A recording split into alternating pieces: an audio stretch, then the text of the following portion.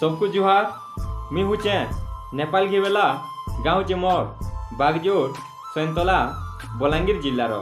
आज मुई गोटे कविता कहमी। कविता शीर्षक होचे गच कहुचे। मन लगे अरे पान पवन मते काहे देउ जुए। मन लगे अरे पान पवन मते काहे देउ जुए। मुई मोलती पहुँचीबु गाँ नहीं नगा डर भये। मुई मोलती पहुँचीबु गाँ नहीं नगा डर भये। मनुष्य जन्म ही पशु बोली काहे देखछु व्यवहार। जहार बोले आज मछिछु गोड़ खिचुछु ताहार।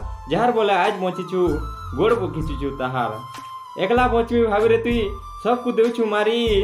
जीव जंतु जेते मोर संगे पुड़ी दियन जीवन हारी। जीव जंतु जेते मोर संगे पुड़ी दियन जीवन हारी। सब फूल फल बोल गछरे फलबार लागी बतर। छोट छोट हे पिकलु थिला कली कली पतर। छोट छोट हे पिकलु थिला कली कली पतर। झार पुड़ी गल रे तोते केहे नहीं हुए सहा। झार पुड़ी गल रे तोते केहे नहीं हुए सहा। और पुड़े देकर छुआ के कहूछु हेउचे माकर बिहा। पुड़े देकर छुआ के कहूछु हेउचे माकर बिहा। गच के महापुरु भलिया मान कहाँ ये दौचु काटी।